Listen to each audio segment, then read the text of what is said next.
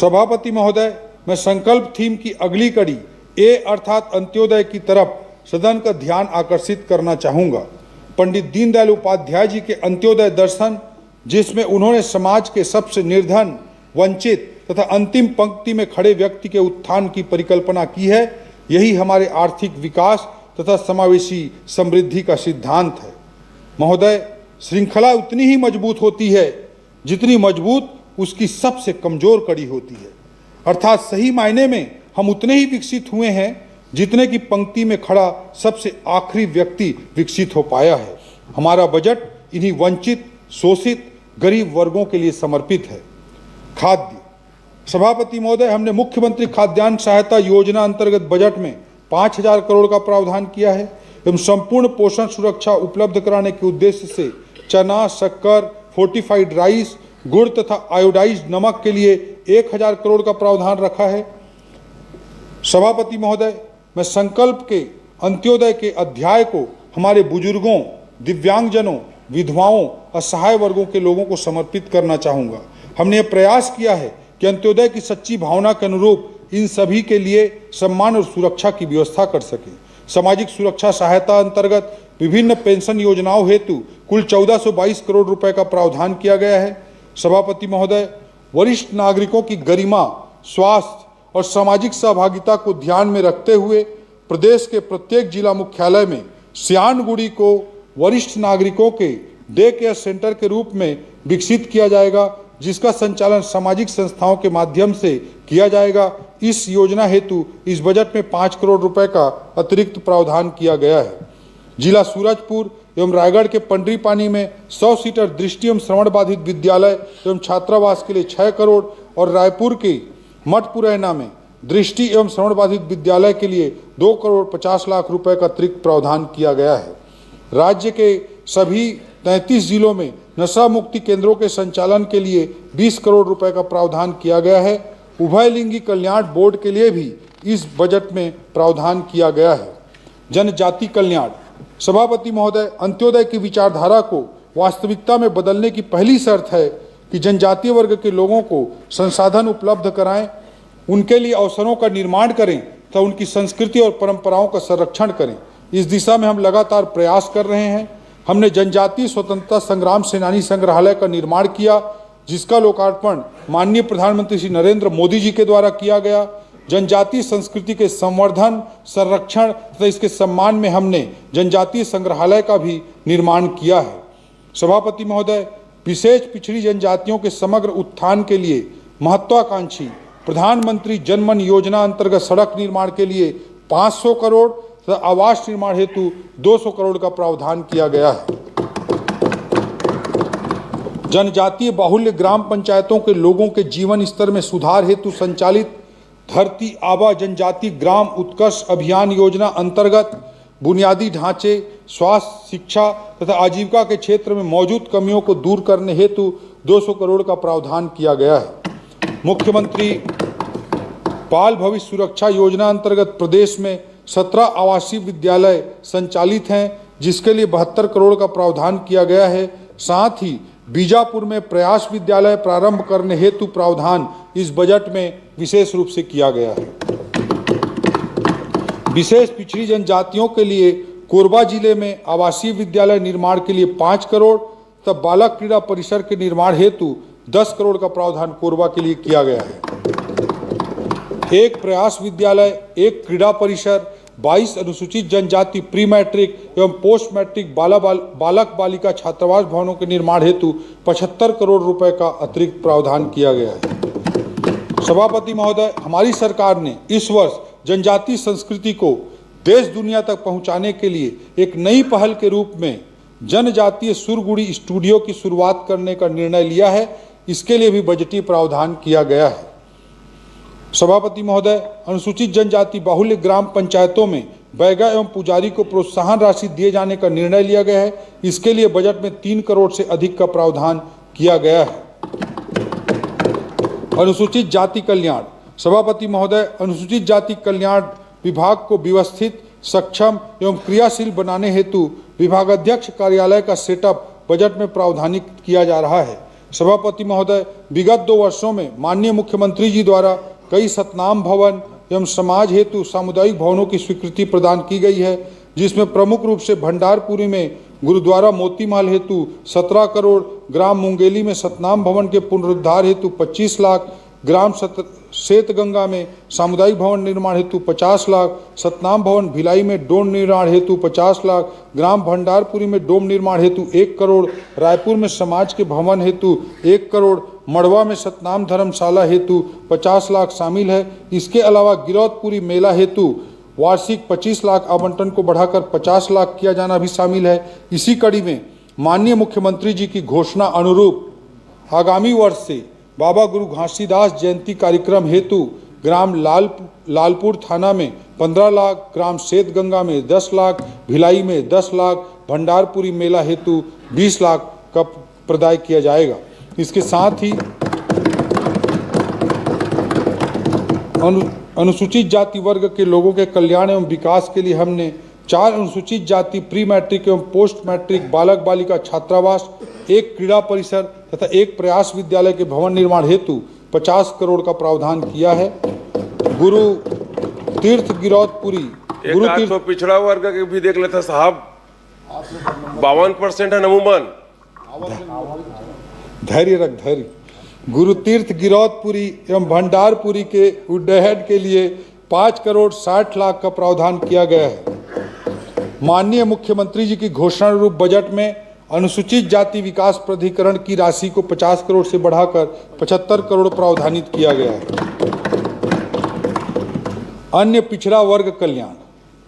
सभापति महोदय, अन्य पिछड़ा वर्ग विभाग को पूर्ण रूप से स्थापित करने, इसे और प्रभावी बनाने के उद्देश्य से हम इसके विभागाध्यक्ष कार्यालय हेतु पदों का प्रावधान कर रहे हैं। विगत 2 वर्षों में माननीय मुख्यमंत्री जी द्वारा कुनकुरी में कुम्हार समाज हेतु मंगल भवन, फरसा बहार में मंगल भवन, बालौद में सेन समाज भवन, कुनकुरी में भवन, बगीचा में यादव समाज के वृंदावन भवन, नरदहा में कुर्मी समाज भवन, तपकरा में सोनी समाज भवन, साहू समाज हेतु श्री नर्मदा खंड में भवन, मुंगेली में भवन, ग्राम कांदुल में आवंटित 5 एकड़ भूमि पर बाउंड्री वाल, सरगुजा में कोलता समाज हेतु 50 लाख इत्यादि अनेक भवनों की स्वीकृति प्रदान की गई है। सभापति महोदय, हमने अन्य पिछड़ा वर्ग की बेटियों के लिए रायपुर में 200 सीटर अन्य पिछड़ा वर्ग पोस्ट मैट्रिक छात्रावास तथा मनेंद्रगढ़ एवं रायगढ़ में 100 सीटर अन्य पिछड़ा वर्ग पोस्ट मैट्रिक छात्रावास के लिए बजट में प्रावधान किया है। साथ ही बिलासपुर में अन्य पिछड़ा वर्ग के लिए प्रयास आवासीय विद्यालय भवन निर्माण के लिए 20 करोड़ का प्रावधान किया गया है।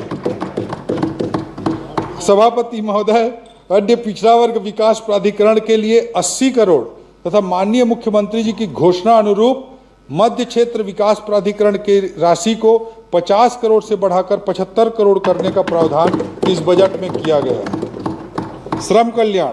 सभापति महोदय, हमने असंगठित श्रमिक सुरक्षा एवं कल्याण हेतु 128 करोड़ का प्रावधान किया है। रायपुर एवं इसके आसपास के क्षेत्रों में तीव्रता के साथ औद्योगिकरण हो रहा है, जहां काम करने के लिए प्रवासी श्रमिक अन्य जिलों एवं विभिन्न क्षेत्रों से आते हैं, जिनके पास रहने की कोई आवासीय सुविधा नहीं होती है। इनकी सुविधा के लिए नवा रायपुर में प्रवासी मजदूर आवासीय परिसर का निर्माण किया जा रहा है। इसके लिए भी बजट में प्रावधान किया गया है। भूमिहीन कृषि मजदूर परिवारों के लिए दीनदयाल उपाध्याय भूमिहीन कृषि मजदूर योजना के अंतर्गत 600 करोड़ रुपए का बजटीय प्रावधान किया गया है। सभापति महोदय, हमारे संकल्प पत्र के वायदे के अनुरूप हम किसानों और मजदूरों का दुर्घटना बीमा भी कराएंगे। इसके लिए भी इस बजट में प्रावधान लाया गया है। सभापति महोदय, संकल्प थीम के अगले पड़ाव एल अर्थात लाइवलीहुड के संबंध में मैं आपके माध्यम से सदन का ध्यान आकृष्ट करना चाहूँगा। आधुनिक युग में आजीविका न केवल जीवन यापन का एक माध्यम है, बल्कि लोगों के आत्मसम्मान, पहचान और अपनी आकांक्षाओं की पूर्ति का एक साधन है। छत्तीसगढ़ की बड़ी आबादी प्रत्यक्ष अथवा अप्रत्यक्ष रूप से कृषि, उद्यानिकी, पशुपालन, मत्स्य पालन, ग्रामोद्योग, लघु वनोपज इत्यादि से जुड़ी हुई है। कृषि, कुटीर उद्योग, हस्तशिल्प जैसे क्षेत्र हमारे राज्य में लाइवलीहुड के मजबूत आधार बने, इसके लिए इनके विस्तार की कार्य योजना बनाई गई है। कृषि, सभापति महोदय, छत्तीसगढ़ के समावेशी एवं सर्वांगीण विकास तथा खुशहाली का रास्ता खेतों से, खलिहानों से, मेड़ों से, नहरों से और तालाबों से होकर किसानों के घर तक पहुंचता है। छत्तीसगढ़ में कृषि एक व्यवसाय नहीं बल्कि हमारी संस्कृति है, हमारी पहचान है और ग्रामीण अर्थव्यवस्था की नींव है। सभापति महोदय, हमने खरीफ सीजन 2014 और 2015 के धान उत्पादन प्रोत्साहन योजना की 3,716 करोड़ की बकाया राशि किसानों को देकर अपना वादा निभाया। साथ हमने मोदी की गारंटी अंतर्गत अन्नदाताओं से प्रति एकड़ 21 क्विंटल 3100 रुपये प्रति क्विंटल की दर से धान की खरीदी सुनिश्चित करने के लिए कृषक उन्नति योजना प्रारंभ की है। वो समर्पण खरीफ सीजन 2025-26 में 142 लाख मीट्रिक टन धान की खरीदी को मिलाते हुए बोलिए साहब जी, खरीफ सीजन 2025-26 में 142 लाख मीट्रिक टन धान की खरीदी को मिलाते हुए हमने पिछले 3 खरीफ सीजन में ऐतिहासिक 437 लाख मीट्रिक टन धान की ऐतिहासिक खरीदी की है, जिससे किसानों के खाते में लगभग 1,40,000 करोड़ रुपए से अधिक का भुगतान संभव हो रहा है। फसल विविधीकरण को प्रोत्साहित करने के लिए दलहन, तिलहन, मक्का, कोदो कुटकी, रागी और कपास जैसे फसलों को भी कृषक उन्नति योजना में शामिल किया गया है। कृषक उन्नति योजना के लिए इस बजट में 10,000 करोड़ रुपए का प्रावधान किया गया है। सभापति महोदय, धान खरीदी में मार्कफेड की बड़ी महत्वपूर्ण भूमिका रहती है, इसलिए मार्कफेड को धान उपार्जन हेतु 6,000 करोड़ का प्रावधान किया गया है। विगत 2 वर्षों में हमने गन्ने की खेती करने वाले किसानों को 92 करोड़ से अधिक की प्रोत्साहन राशि प्रदान की है। इसके लिए 60 करोड़ का अतिरिक्त प्रावधान किया गया है। सभापति महोदय, प्रदेश में national mission on natural farming के लिए 40 crore, national mission on Audible oil के लिए 90 करोड़ तो दलहन आत्मनिर्भरता मिशन के लिए 100 करोड़ का प्रावधान किया गया है। इन योजनाओं के माध्यम से प्रदेश में प्राकृतिक खेती को प्रोत्साहन मिलने के साथ साथ कृषि आधारित उद्योग स्थापित होंगे, जिससे रोजगार के नए अवसर भी सृजित होंगे। सभापति महोदय, हमारे किसान भाइयों को कृषि पंपों के लिए निःशुल्क विद्युत प्रदाय करने हेतु 5,500 करोड़ रुपए का प्रावधान किया गया है। उद्यानिकी, सभापति महोदय, हमारी सरकार ने खाद्य तेल के उत्पादन को बढ़ावा देने के लिए ऑयल पाम की खेती करने वाले कृषकों को केंद्र सरकार द्वारा प्रदान किए जा रहे अनुदान के अतिरिक्त टॉपअप प्रदान करने का निर्णय लिया है। इसके लिए बजट में 150 करोड़ रुपए का प्रावधान किया गया है। राज्य के उत्तरी पठारी क्षेत्र मैनपाट, शंकरगढ़, कुसमी तथा बगीचा में आलू की खेती करने वाले किसानों को प्रोत्साहित करने के लिए आलू प्रदर्शन विकास योजना भी प्रारंभ की गई है। इसके लिए भी बजटीय प्रावधान किया गया है। इंदिरा गांधी कृषि विश्वविद्यालय में आलू से अब सोना बनाना, समझे कि नहीं समझे?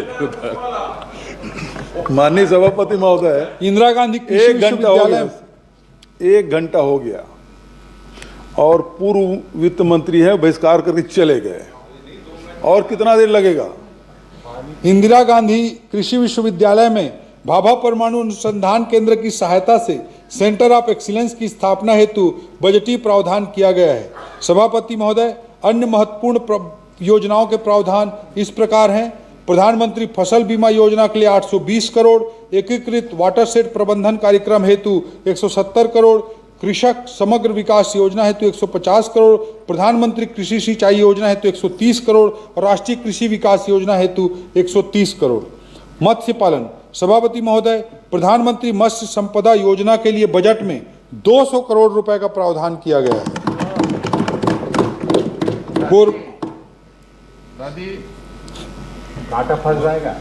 कोरबा जिले के हसदेव बागो जलाशय में मछली पालन को बढ़ावा देने के उद्देश्य से प्रधानमंत्री मत्स्य संपदा योजना के तहत एकीकृत एक्वा पार्क प्रस्तावित है।